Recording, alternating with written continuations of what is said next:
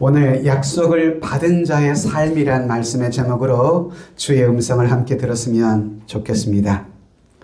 여러분, 사람은요, 누구나 이 세상에 한 번 태어나면 반드시 죽음에 이르게 됩니다.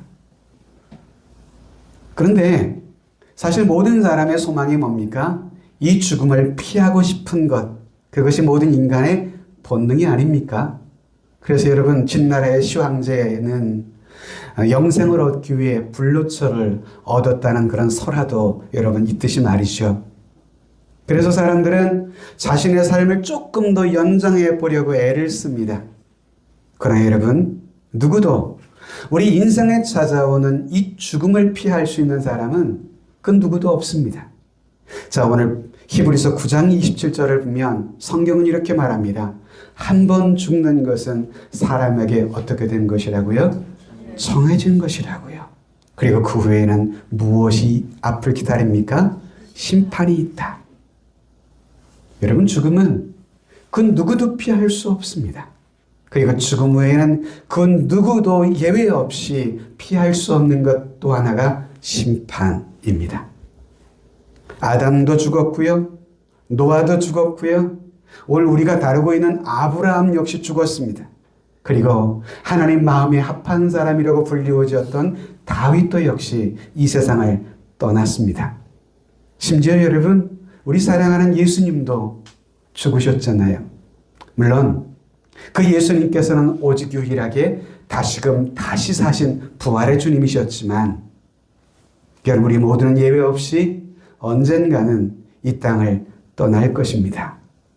자, 오늘 본문 첫째 볼 것은 아브라함의 아내 사라가 죽습니다.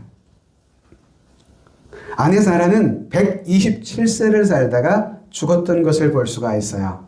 여러분, 사라는 사실은 아브라함보다 10살 아래였거든요. 근데 사라가 먼저 세상을 떠났습니다. 여러분, 죽음에는 사실 순서가 없어요.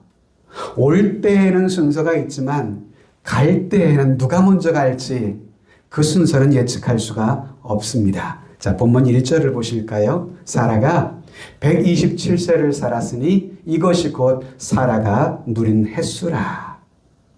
127세. 어떻게 보면 살 만큼 살았다라고 볼 수 있는 나이 아니겠습니까? 그런데 여러분, 우리가 기억해야 할 것은 우리가 얼마만큼 살았느냐라는 것보다 더 중요한 것이 있어요. 그것은 이 땅에서 사는 동안 무엇을 하며 어떻게 살았느냐, 이것이 여러분 훨씬 더 중요한 것 아닐까요? 우리 중에 어떤 분들은 일찍 떠났지만 보람있고 의미있게 살다가 떠난 사람도 있고요. 또 반면에 오랫동안 살기는 했지만 큰 의미 없이 세상을 살다가 그저 죽음에 이른 그런 사람들도 주변에 있습니다. 그런데 오늘 본문에 사라의 일생은 어땠을까요? 그는 의미 있고 보람 있는 인생을 살았던 여인이었습니다. 그렇다고 여러분, 그녀가 무슨 큰 일을 했거나 이 땅에서 큰 업적을 남겼다는 것은 아닙니다. 그저 한 남자에게 시집을 와서 한 아이를 낳고 키우다가 세상을 떠났습니다. 그런데 평범해 보이는 그의 일상이었지만 그녀는 그녀에게 주어진 삶의 목적을 따라 자기 몫을 다했고 가치 있는 의미 있는 삶을 살다가 떠났다라고 하는 것입니다. 그녀는 임신하지 못할 나이에 90세의 나이에 임신을 했었고요. 하나님의 특별한 은혜로 임신하여 이삭을 낳고 이삭이 장성하기까지 자신에게 허락하신 하나님의 약속의 아들을 잘 양육해 갔습니다.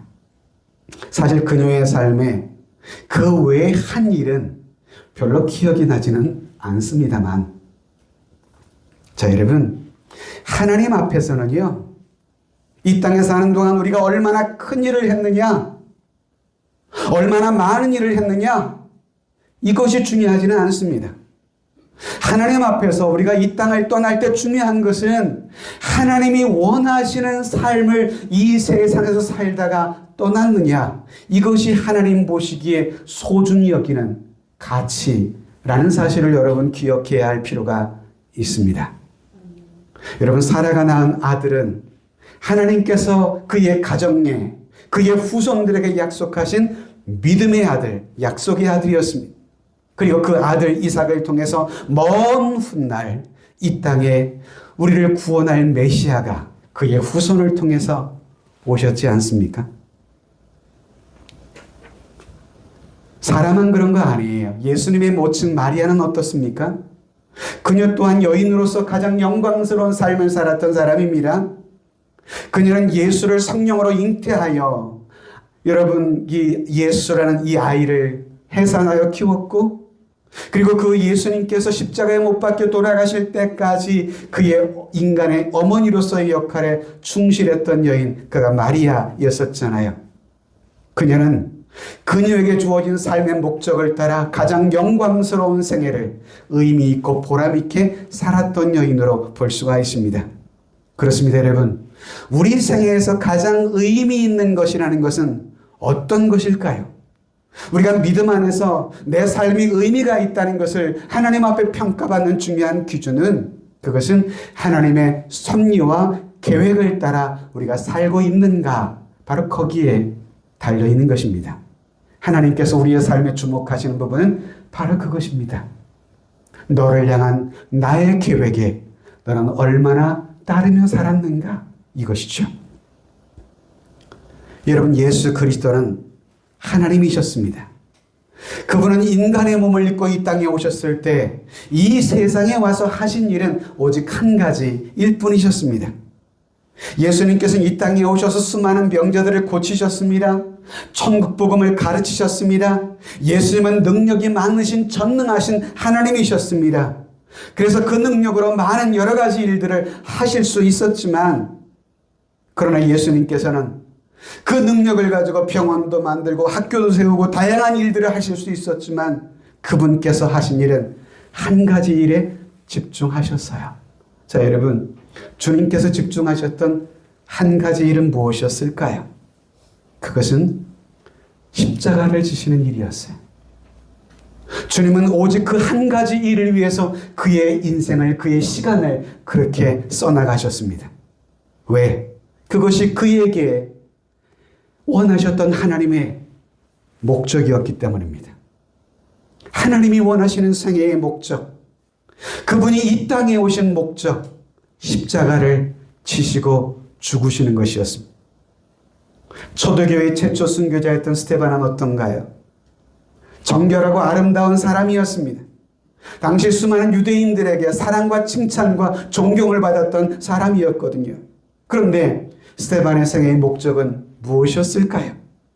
그는 예수 그리스도를 위하여 순교의 풀을, 이충교의 피를 이 땅에 뿌리는 것, 그것이 그의 인생의 중요한 목적이었던 것 같습니다. 그래서 그는 순교를 당할 때 사람들이 던지는 핍박의 돌을 피하지 않고 다 맞아뜨렸습니다. 왜? 그것이 그를 향한 하나님의 목적이었기 때문입니다.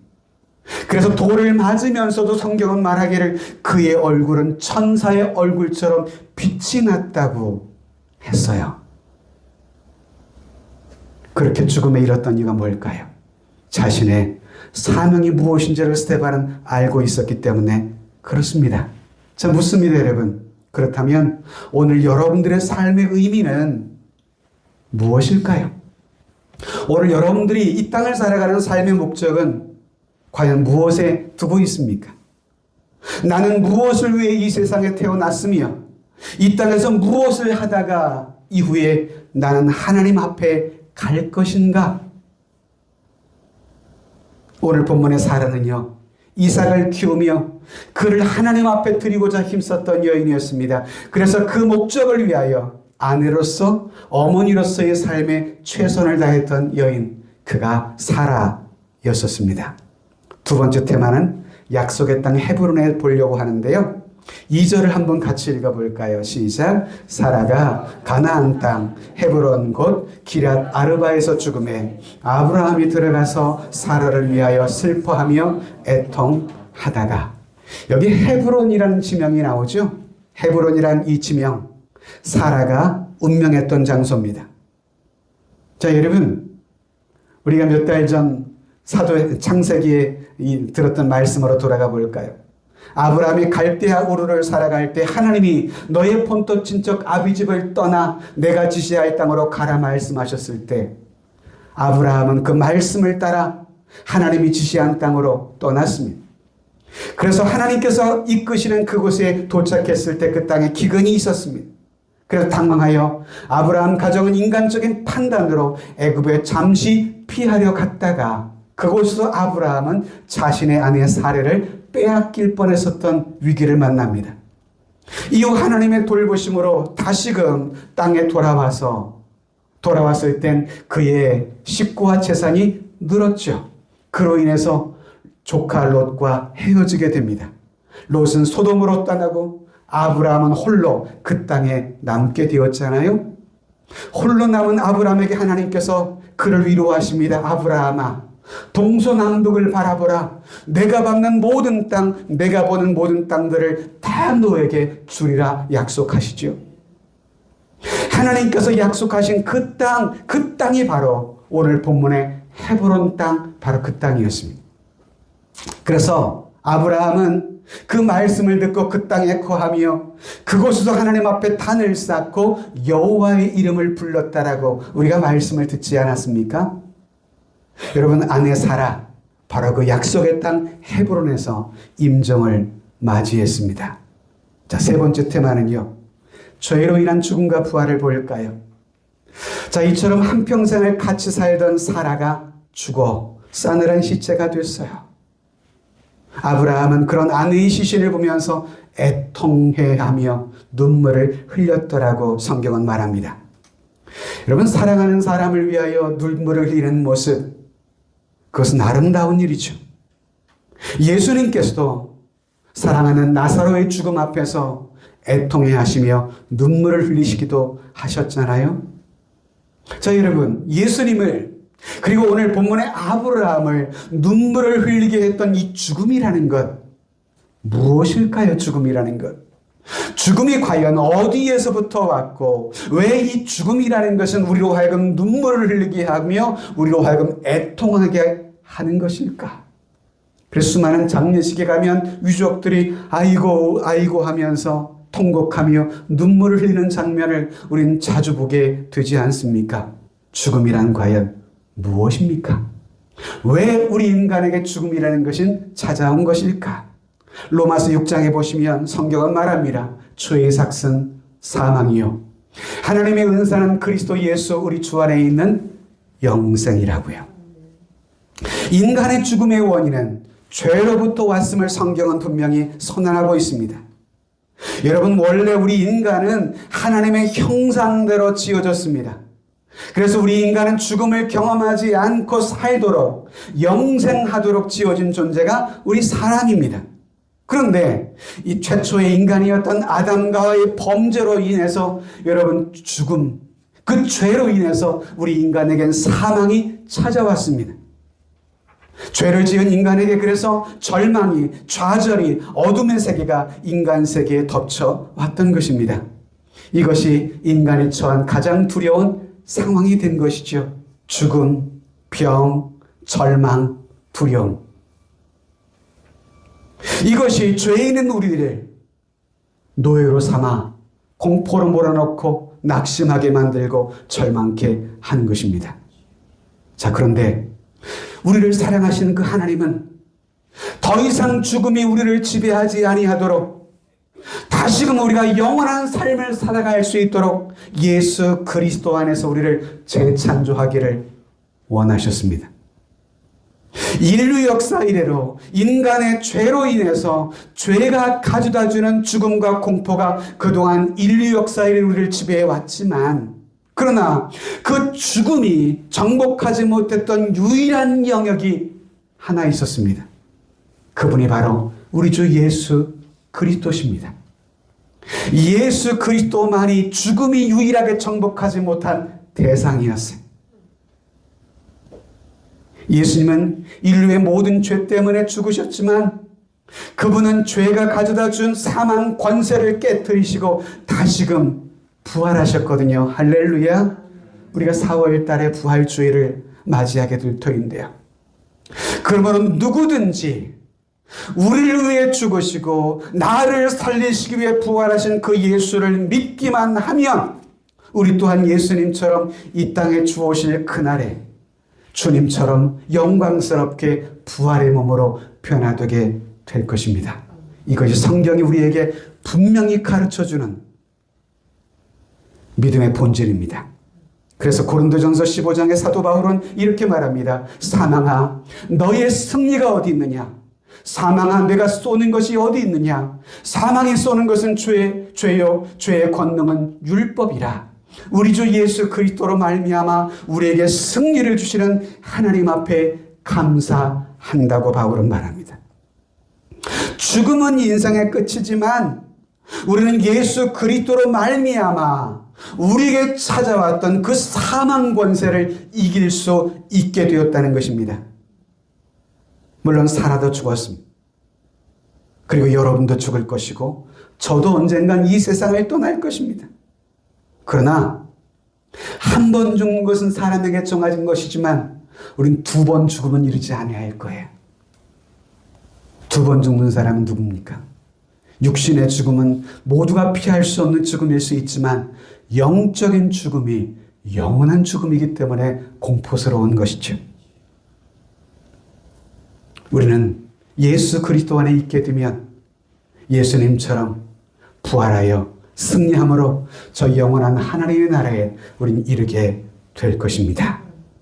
자, 4번째 우리가 주의 깊게 볼 것은 아브라함이 사라가 죽은 이후에 사라의 매장제를 위해서 굴을 사려고 합니다. 먹는 굴이 아니고요. 땅의 굴을 얘기합니다. 자, 3절 4절을 볼까요? 그 시신 앞에서 일어나 나가서 헷족 속에게 말하이르되 나는 당신들 중에 나그네여 거류하는 자이니 당신들 중에서 내게 매장할 소유주를 주어 내가 나의 죽은 자를 내 앞에서 내어다가 장사하게 하시오. 아브라함은 자신이 살고 있는 땅의 헷족 속들을 찾아가서 아내 사라의 매장지로 사용할 땅을 팔라고 지금 요청을 하고 있는 것입니다. 그러면서 아브라함은 자신을 가리켜 자신은 나그네요 거류하는 자라고 이야기를 하고 있습니다. 나그네요 거류하는 자라는 것은 무슨 뜻입니까? 타국에 사는 외국인들을 가리키는 것이죠.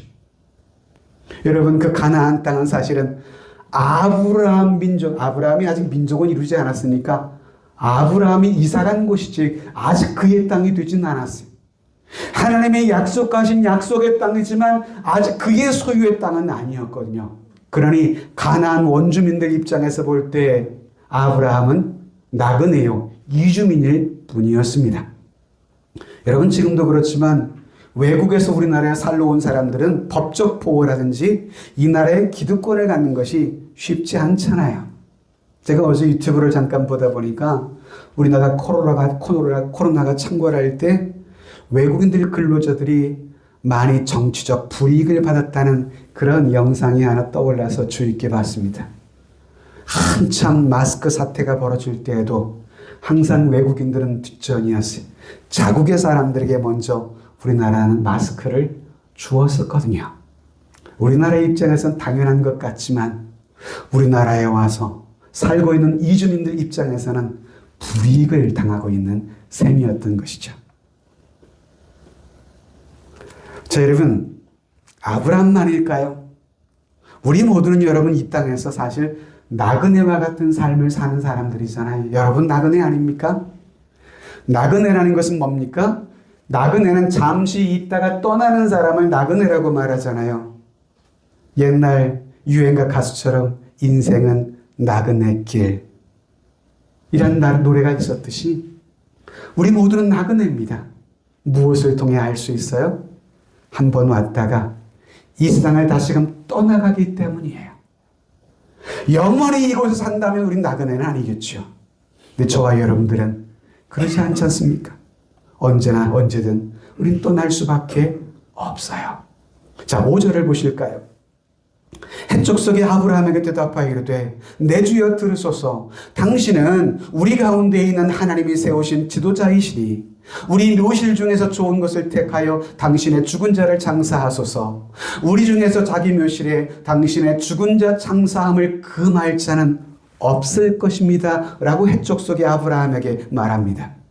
이런 해쪽 속의 말을 가만히 보면 아브라함은 당시 이 주변의 사람들에게 존경을 받고 사랑을 받고 신뢰를 바라며 믿으며 이방 땅에 살고 있었음을 보게 돼요. 그래서 해쪽 속의 사람들은 뭐라고 말해요? 아브라함도 그들에게 세워진 지도자이기 때문에 이 아내 사라의 매장지를 당신 스스로 선택해서 사용할 수 있는 권리가 있는 사람이라고.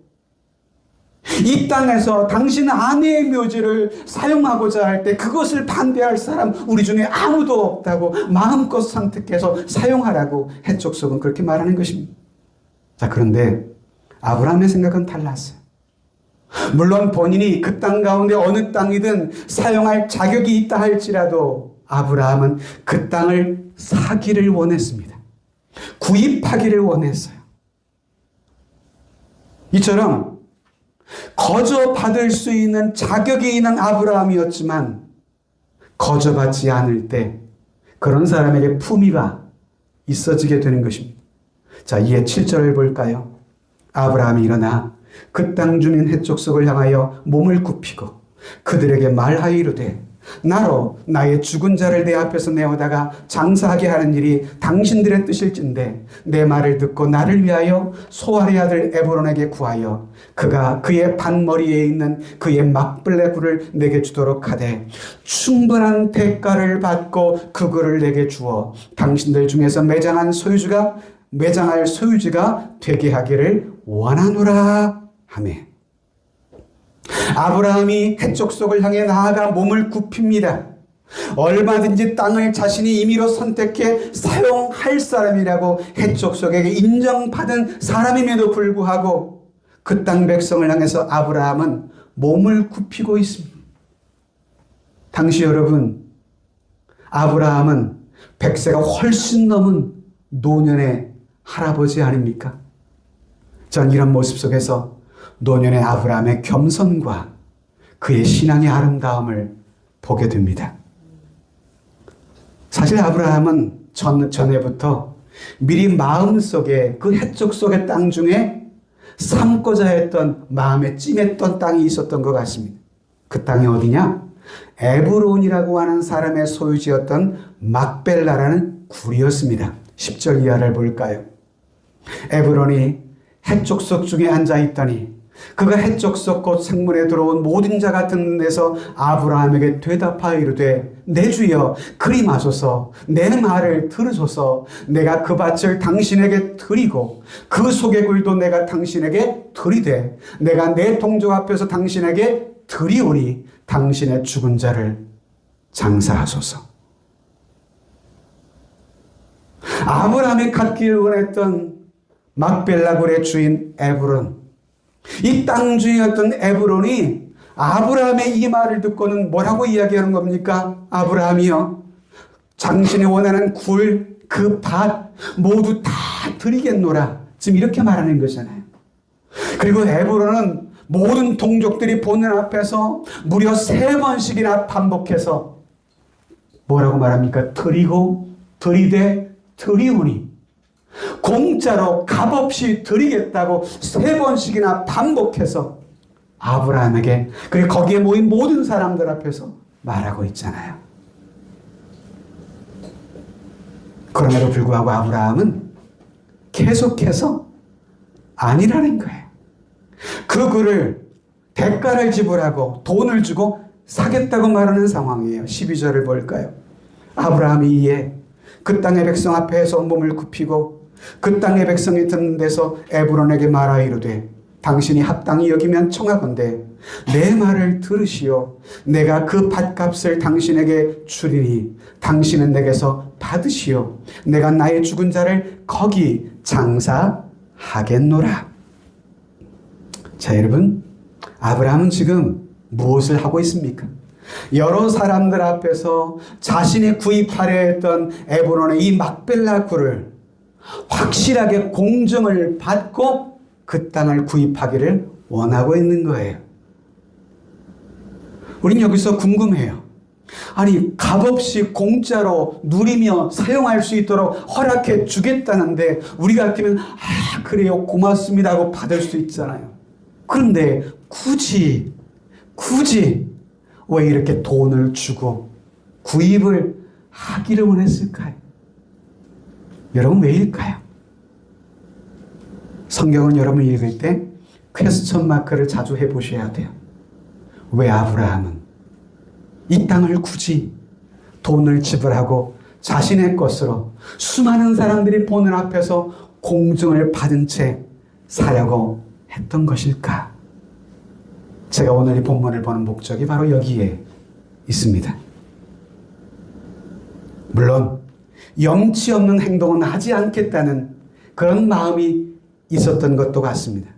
전 이것도요, 그리스도인의 중요한 덕목 중에 하나라고 생각해요. 우리 그리스도인은 염치가 있어야 돼요. 양보를 받으면 감사하다고 말할 줄도 알고. 제가 영어권에서 사는 사람들의 가장 많이 사용하는 단어 중에 하나가 무엇인가 전에 어느 사이트를 보니까 영미권에 사는 사람들이 가장 많이 하루 동안에 사용하는 가장 많은 단어가 뭔지 아세요? 같이 해볼까요? Thank you. 같이 해보시자니까요. Thank you. 이 말을 가장 많이 하루에 사용한다는 거예요. Thank you. Thank you. 감사합니다. 고맙습니다. 감사해요. 근데 이 배달의 한민족인 우리나라 사람들은 참 이 말에 인색합니다. 저도 그런 것 같아요. 아내가 맛있게 음식을 차려놓으면 남편과 우리 자녀 여러분, 엄마 수고했어요. 고마워요. 이 말 한마디 그렇게 어려운 건 아닌 것 같은데 혹시 오늘 아침 먹으면서 아내 여러분 감사하다 소리 들은 분 아무도 없네. 우리 감사하다고 이야기합시다. 나를 키워준 부모님에게 감사합니다. 잘 자라준 우리 자녀들에게 너희들이 있어서 엄마 아빠는 참 행복하다. 너희들 때문에 엄마 아빠가 삶의 의미가 있어 라고 말할 수 있는 것. 제가 아침에 교회 와서 한 10시쯤에 아이들이 오면 같이 예배를 준비하고 그리고 함께 기도합니다. 하나님, 우리 가정이 우리 교회의 축복의 통로가 되게 해 주옵소서. 우리 사랑하는 자녀들이 우리 가정에 그리고 우리 교회의 복의 통로가 되게 하여 주시옵소서. 그렇게 기도했습니다. 여러분, 우리의 구원받음은 사실 값없이 받은 것이잖아요. 내가 구원을 받기 위해서 내가 한 일은 무엇입니까? 여러분, 구원이라는 것은 우리 자연계의 법칙이었던 인과 율이 적용되지 않는 그런 법칙, 영적 법칙입니다. 여러분, 인과 율의 법칙 무엇인지 아시죠? 어떤 결과에는 반드시 원인이 있기 때문이라는 것이 인과 율이잖아요. 그런데 여러분, 우리의 구원은 우리에겐 아무런 원인이 없이 하나님으로부터 값없이 주어진 은혜, 이것을 구원이라고 말하잖아요. 그 은혜가 너무도 크기에 우린 값없이 그저 받을 수밖에 없는 것이었어요. 구원은 내가 노력하여 돈으로 살 수 없는 그런 것이었습니다. 그러니 여러분, 이 놀라운 하나님의 은혜를 받은 우리들은 이 땅에서 헛되이 살아가면 안 되는 것입니다. 우리들은 값없이 하나님의 은혜와 사랑을 받은 자로서 내가 받은 그 놀라운 사랑을 이제 나의 사랑하는 이웃들에게 나누며 살아가는 삶, 전 이 삶을 영적인 염치라고 부릅니다. 어떤 염치라고요? 영적인 염치요. 세상을 향한 축복의 통로로서의 삶. 그러면 여러분, 내가 준비되어야 해요. 내가 열심히 살아가서 다른 이들을 축복할 수 있도록 나 자신을 준비해야만 해요. 하나님께서 우리 모두에게 예외 없이 지혜도 건강도 능력과 은사도 주셨잖아요. 그리고 받은 그것을 가지고 주님의 영광과 이웃을 위해서 선용하며 살아가는 삶, 그것이 구원받은 자로서의 마땅한 영적인 염치 아닐까요? 자, 여러분,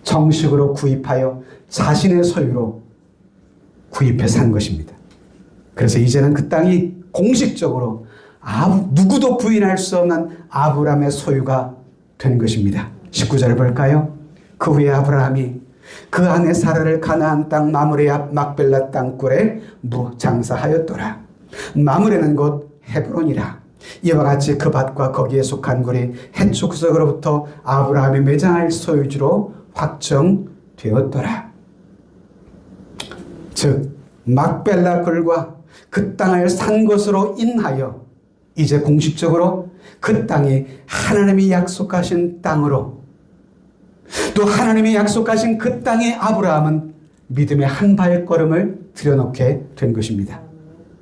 비록 아브라함이 산 땅은 그 땅의 일부에 불과한 작은 땅입니다. 그런데 여러분 아십니까? 그가 구입한 이 땅, 이 순간은 어쩌면 그가 믿었던 하나님이 그에게 주었던 약속의 땅, 그 하나님의 약속이 이제부터 시작되는 중요한 순간임을 우린 기억하셔야 합니다. 그래서 막벨라 굴은 더 이상 해쪽 속의 땅이 아닌 하나님이 약속하신 약속의 땅이 되는 것입니다. 히브리서 11장에 보시면 이 사람들은 아브라함을 포함한 믿음의 조상들을 말합니다.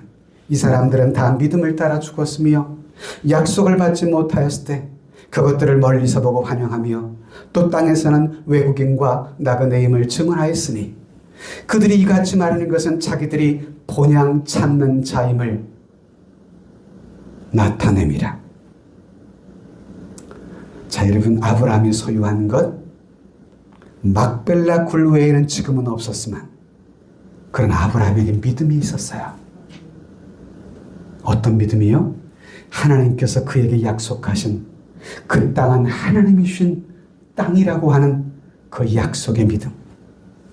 그는 그래서 이 말씀처럼 이 약속을 멀리서 보고 그것을 환영하며 이 땅에서는 외국인과 나그네로서 사는 삶을 증언했다라고 신약의 히브리서는 말씀해주고 있는 것입니다. 눈에 보이는 세상만이 목적이 아니라 더 나은 본래의 고향, 우리가 믿음으로 장착해야 할 본래의 고향, 하나님 아버지의 품, 그것을 바라보며 이 땅에서 그 약속을 바라보며 나그네처럼 살아갔다는 거예요. 말씀을 맺겠습니다. 아브라함의 삶에 있었던 그의 영적인 이 믿음, 그 은혜가 오늘 저와 여러분들에게 있었으면 좋겠습니다. 아브라함이 장차 있을 먼 하나님의 본향을 바라보며 그에게 주어진 삶을 통해서 하나님의 약속이 이루어지기를 먼 미래이지만 그 약속을 바라보고 주어진 삶의 현실에서 믿음으로 그 땅을 충성스럽게 살아갔듯이 여러분 오늘 우리의 삶의 현장에서도 그 믿음을 가지고 저와 여러분들에게 주어진 오늘의 삶의 현장 속에서 나 자신의 그러한 하나님의 존귀한 일에 쓰임받기를 기대하고 내 삶 속에 하나님의 약속을 이루어갈 수 있는 그런 삶에 내 삶을 드리며 살아갈 수 있게 되기를 주님의 이름으로 축복합니다. 이것이 약속을 받은 자의 삶인 것입니다. 제가 이 말씀을 증거하면서 오늘 이 찬양이 떠올랐습니다. 여기에 모인 우리는 주의 은총 받은 자여라. 주께서 이 자리에 함께 계심을 아노라. 하나님, 아브라함처럼 우리 또한 이 믿음을 더욱 굳세게 하여 주시옵소서.